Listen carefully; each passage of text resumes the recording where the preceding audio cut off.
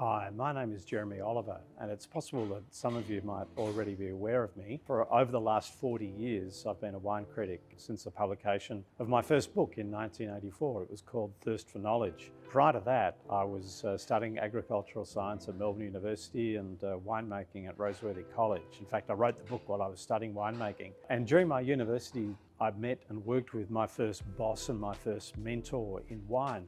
His name was Dan Murphy, and I used to work with Dan along with a few others at the old Chapel Street store in Prahran in Melbourne, which is one of the iconic destinations in the Melbourne wine industry and retail.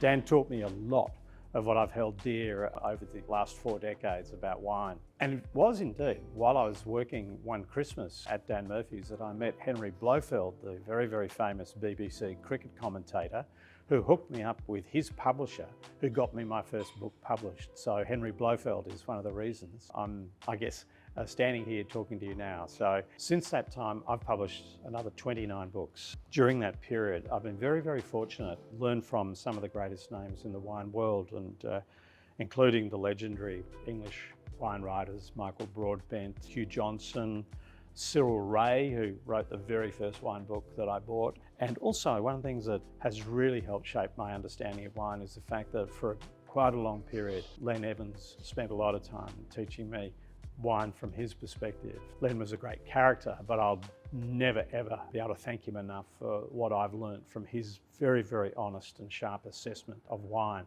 I've worked in a professional capacity promoting Australian wine around the world, but particularly in China, where I've visited 65 times. I've had 6 books published, none of which incidentally I can read. And I've completed 4 very successful seasons of online television to teach and inform and engage the China market with wine. So that's very much a part of my background.